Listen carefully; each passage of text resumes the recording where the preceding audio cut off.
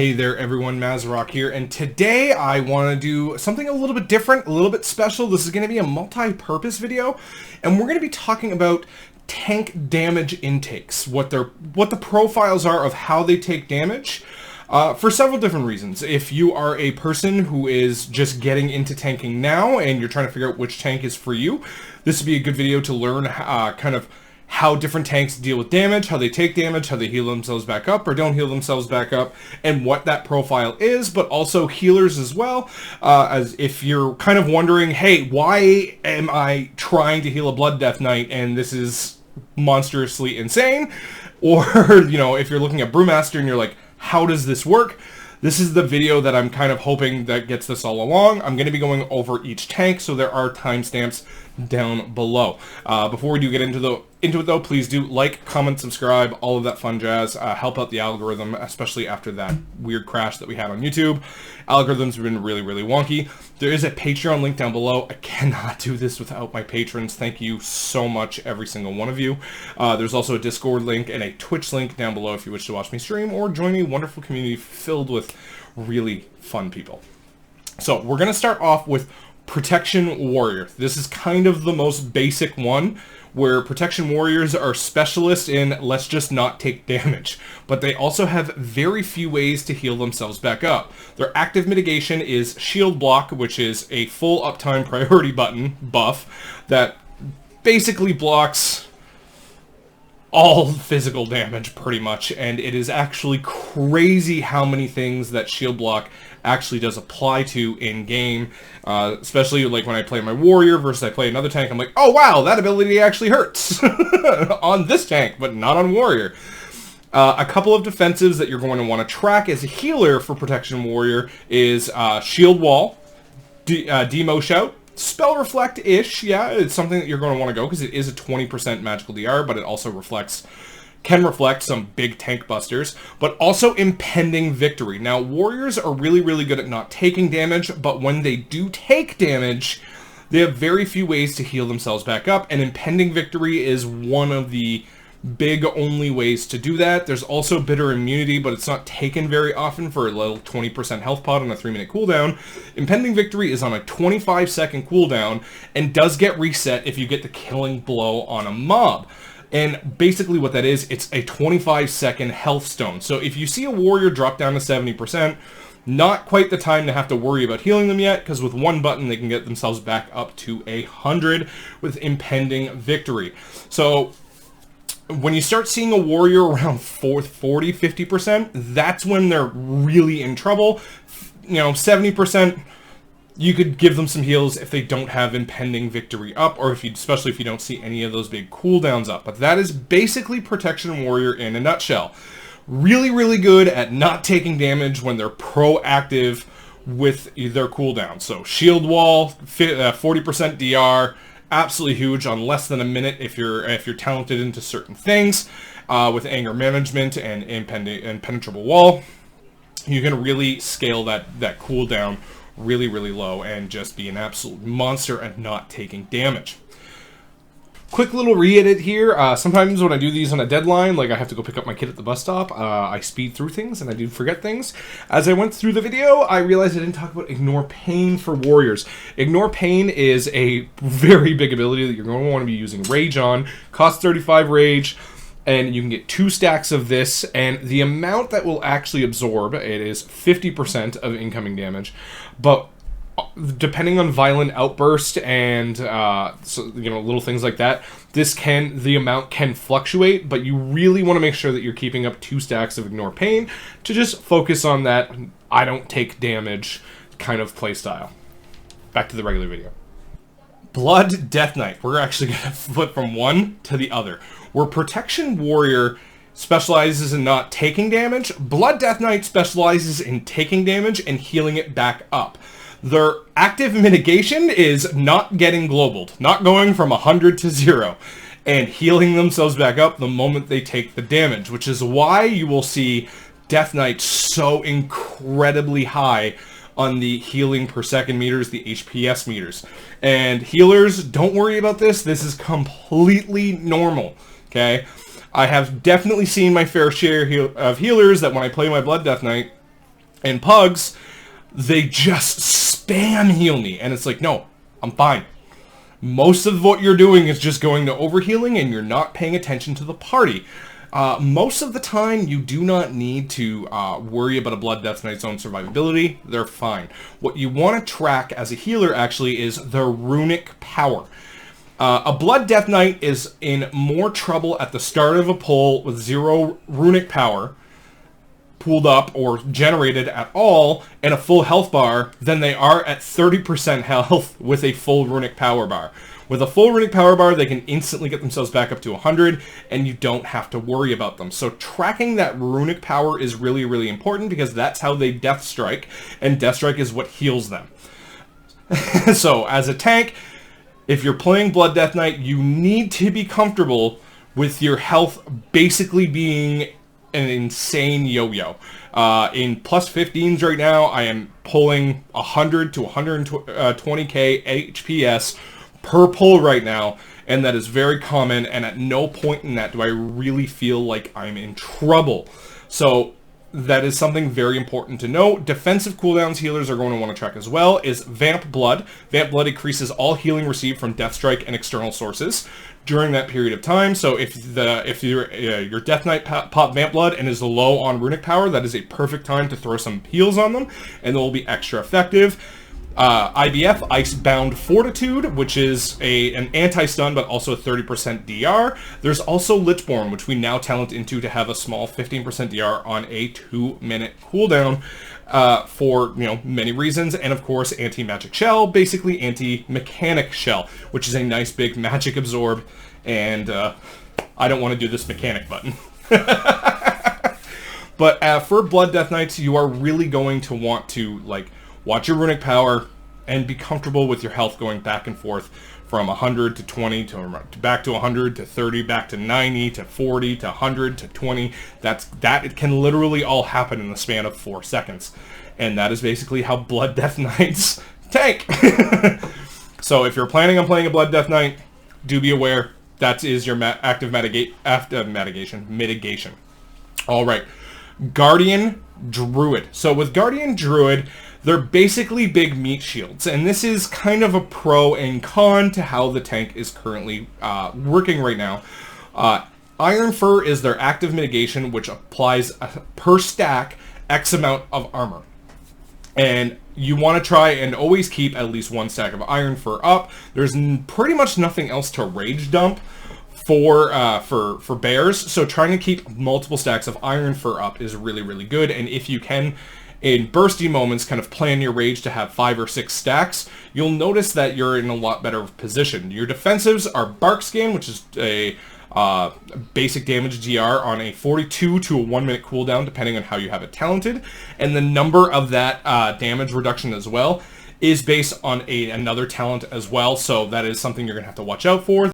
Survival Instincts is on a 3-minute cooldown, and you can have up to 2 charges of this based on talent choices, and this is a 50% damage reduction for 6 seconds.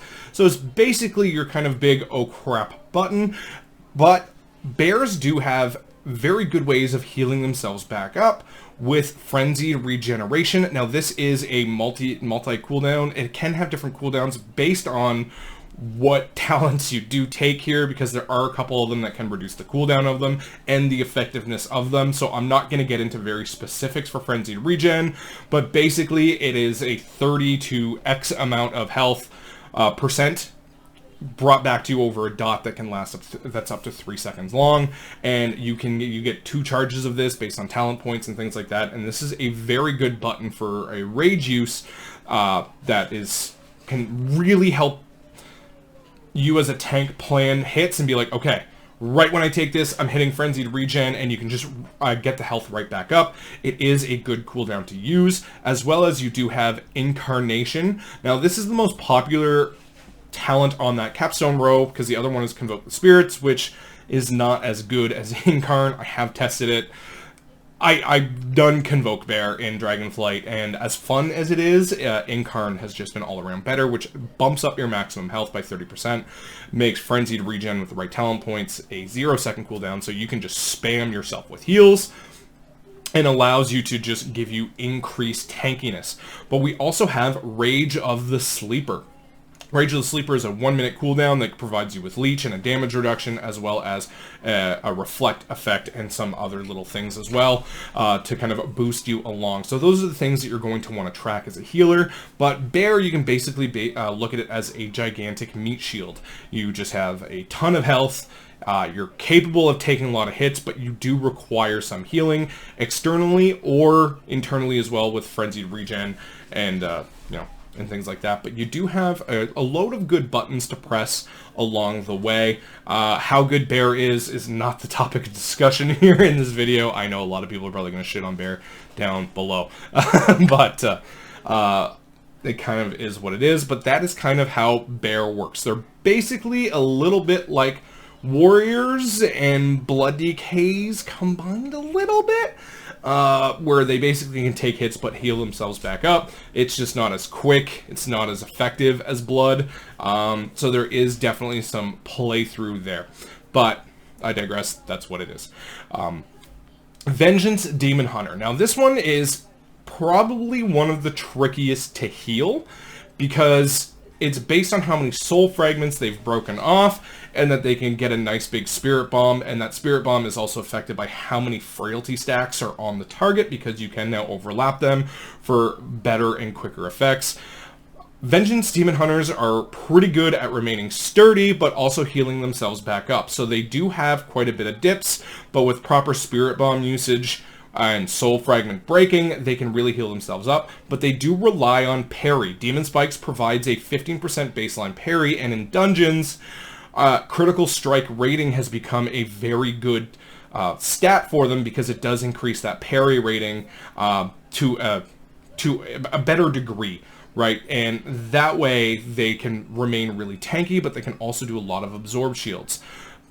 Vengeance Demon Hunter does not have a lot of personal defensive. Vengeance Demon Hunters have Fell Devastation, now on a variable cooldown with the Dark Glare Boon talent, and Demonic, another talent on the class tree. They can enter meta for Metamorphosis and every 25 to 45 seconds-ish, based on that luck.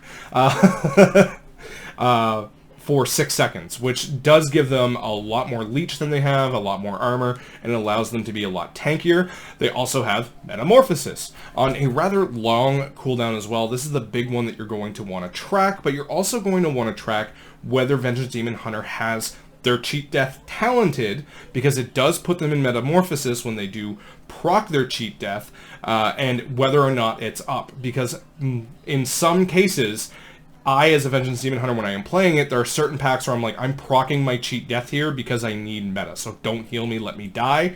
And then once you see me pop meta, and once you see me pop the Cheat Death and I go into meta, then you can heal me back up. So that is kind of a weird strategy that some Demon Hunters do go through. And then there's also Fiery Brand. Fiery Brand is a 40% damage reduction that is applied to a specific target, which is really, really good for tank busters. And depending on which build they're taking, that can also spread to different targets and have multiple charges of it. That's kind of all they got, but they are really, really good at healing themselves back up with a Soul Cleave and Spirit Bomb. They just have a lot of different ways. If they take Charred Warblades, their Immolation Aura damage will also help heal them back up passively, and they have 10% Leech baseline, 20% in Metamorphosis. But Vengeance is kind of one of those tricky ones, because in AoE packs or with the right rotation, they will absolutely be unkillable and can just bounce back and forth a little bit like a Blood DK.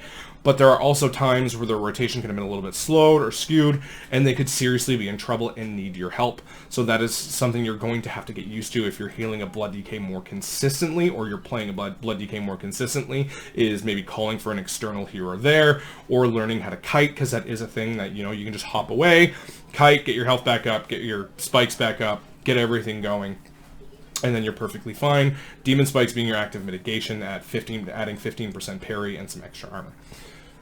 Protection Paladin. Now, Protection Paladin in Dragonflight has gotten a lot more interesting. One of the things they always suffered from was lack of defensives. They had Ardent Defender, which is a Cheat Death while active, so very, very good there, and Guardian of Ancient Kings, and they on occasion spec'd into Final Stand, which is a bubble taunt, AoE bubble taunt, and a full immune. But most of the time they weren't taking it, but now it's an easy grab for protection paladins in Dragonflight, and they did add more defensives. You have Eye of Tear on a 1-minute cooldown. It's kind of like their demo shout for warriors, which does apply a nice big DR to all of the mobs that it hits, and it deals a small amount of damage. That's a 1-minute cooldown. Ardent Defender, you can easily get down to a 1-minute cooldown. Guardian of Ancient Kings is also is a big damage reduction. It has a big cooldown on it, but there are ways to reduce that cooldown with different talents. There's different ways that you can reduce that cooldown. There's Gift of the Golden Valkyr and Righteous Protector. That's right, we can take Righteous Protector and Bubble Taunt now in Final Stand, but both of those, by utilizing your rotation, you're actually going to reduce the cooldown of Guardian to Ancient Kings to a respectable 2.5 to 3 minutes for a 50% DR. That's really, really good. On top of that, we now have Sentinel. Whenever we pop our wings, we get a big 30% DR and a max HP boost that is on decaying stack. So as Sentinel goes on, the damage reduction component of that and and the HP goes down for that. So when you do see a paladin pop wings, they're usually pretty safe. They have a nice big damage reduction that's rolling, and they can go on. So with that, they have a lot of defenses at their kit, and they have an innate way to block spells, where warrior does have to hit spell block and talent into it to get it. Paladins can just straight up block spells. So this makes their mastery a little bit more worth it, but they do like to stand in their consecration. So as much as they can, they try to stay put, but they do have Word of Glory. So every X amount of holy power spent, they will get a free Word of Glory that they can spend. It's a little bit more empowered, and it's pretty good to use on themselves. They can use it on others as well, making paladins great off healers. But usually they're going to try and keep it for themselves for a big hit. I know for me, that's kind of what I tend to do, because the Word of Glory is more effective on myself than it is on others. It's just kind of how it's built, or how it's coded, I'm not sure. But since Dragonflight, I've noticed that Word of Glory on me, really, really good when I use it. Good HP gain. On others, it feels a little lackluster, but that's not the point of this. So they do have a lot of defenses at their cooldown. Like I said, Ardent Defender, Eye of Tear, Bubble, Guardian of Ancient Kings, and Sentinel, and as well with Gift of the Golden Valkyr, every 45 seconds when they drop below a threshold of health, I do believe it is 30%, they will gain 4 seconds of Guardian of Ancient Kings, and this is on a 45-second proc. So really, really solid all around, but Paladin has to play a game. Do I hit Shield of the Righteous for more uptime, which is their active mitigation? Again, they gain a lot of armor with Shield of the Righteous uptime, which their goal is to have it up 100% of the time. Or do I spend this 3 holy power on a Word of Glory of myself to heal myself back up and possibly drop Shield of the Righteous? That is a very dangerous game to play at times, depending on what's coming in as a hit. And trust me when I say, when you drop Shield of the Righteous, you feel it. So this is something that you're going to have to watch, and healers are going to have to watch to make sure that, you know, the paladins are using their defensives properly and rotating through them. Sometimes I've seen people hit Ardent Defender and Sentinel at the same time, and really there you're overlapping when you don't need both of those combined as much. But Sentinel's new, and we're Paladin, you know, people are still learning how to use these things. It's not usually, hey, I pop wings, I get the 30% DR, right? That's not really how it worked before, so kind of breaking that habit of this is how Paladin's always been, and this is how Paladin is now, is really, really different and really weird for a lot of people that have played the spec forever. But Paladin is very, very strong and does have a great survivability, and can also help a lot of people, you know, with bop and spell warding, blessing of sacrifice, and a lot of things. But that's not what this video is about, is how they take damage. Really, they gain an absorb shield through their Avenger's Shield use. So all of the a chunk of the damage done by Avenger's Shield, it's changed a few times since, a chunk of the damage made by Avenger's Shield provides a shield, an absorb shield on the Paladin, which makes things like Divine Toll a pretty good defensive as well, which will give you a nice big chunky absorb shield, especially when you're kind of using it to do as much damage as you can and stay kind of really solid and on top of yourself.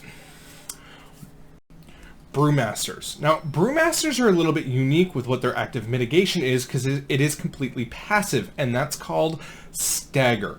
So what that is you block, or not block, but you mitigate X amount of damage based on your agility rating, and you make it a dot that applies to you over 10 seconds, 13 seconds with bob and weave.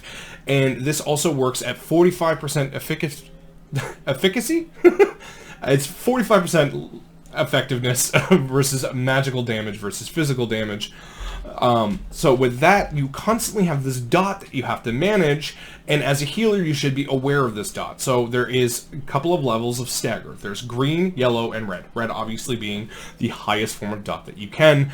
And with the way the Brewmaster works is you actually want to be able to manage your own stagger between red and yellow, which means that you're actually going to be living around the 60 to 80% health marker. You are obviously in danger when you're getting, where you're redlining, and redlining being red stagger for a long time, and you're at 20% health. But you do have different ways that you can heal yourself back up. There's healing elixir, there's the healing globes that you get from from getting hit, from blackout kick, from high jump kick, I think that's what it's called. Rising sun kick, sorry. High jump kick is from Pokemon. Rising sun kick that you can get from your healing globes, as well as Plin's brew to heal, to gain health based off the amount of stagger that you've just purified, and you purify that with purifying brew. There are lots of different ways to kind of mitigate the damage and really make it a lot less effective against you. But for that, healers definitely I've seen have a little bit of a harder time understanding how to heal Brewmaster, because we haven't seen too many of them. And a good Brewmaster knows how to live at that 60 to 80% marker and just constantly have that yellow to red stagger for the purifying chi stacks. We can get into a lot more complicated stuff here, but Brewmaster is one of those tanks that if you are playing it, you're going to notice that healers sometimes might not know what to do with you because they don't know if you're in trouble or not. So healers, I would track what level of stagger they are at, because a Brewmaster, unlike a DK, is pretty much completely safe at the start of pulls. The threat of being globaled is basically inexistent. I mean, there definitely is some sort of scenario, but it is definitely rare. The defensives that Brewmasters have in their toolkit are Celestial Brew, which is a big absorb shield based on the level of stagger that you purified. Depending on talent choices and how you play, can be as low as 15 seconds, but most of the time it'll be anywhere between 30 seconds to a minute, depending on, again, talent choices and things like that. You have other defensives with Dampen Harm, which is a 20 to 50% DR depending on the size that comes in, the size of the hit that comes in. Fortifying Brew, Diffuse Magic, Zen Meditation, I already said Fortifying Brew, I'm sorry, as well as Nizao. Your Ox can also act as a minor defensive, taking a portion of that stagger damage and bringing it onto himself. So with that, Brewmaster is a lot more complex, I've found, than the other tanks. It's a lot less straightforward because you have to learn how to manage those stagger stacks and that dot that's coming in. But when you do and you ramp up, so you'll often hear Brewmasters talk about ramping up, is getting to that red line of stagger to gain the haste bonus and maybe even the mastery bonus if they're talented into that, to gain a lot of damage, which is why Brewmasters will want to keep that high level of stagger managed properly, because they gain a lot of stat bonuses from that. So do be aware of that, and a good Brewmaster, you'll definitely see them taking a lot of constant damage. And in fact, because of that, after the pull is done, that usually means you might actually need to give the Brewmaster a few extra heals, because they don't have combat to kind of regen those health, those healing spheres and things like that, to be able to get you into, to be able to finish off their stagger and things like that, because they have that nice big dot on them. All right, so that is the 6 tanks. My phone just went off, I'm sorry. That is the 6 tanks.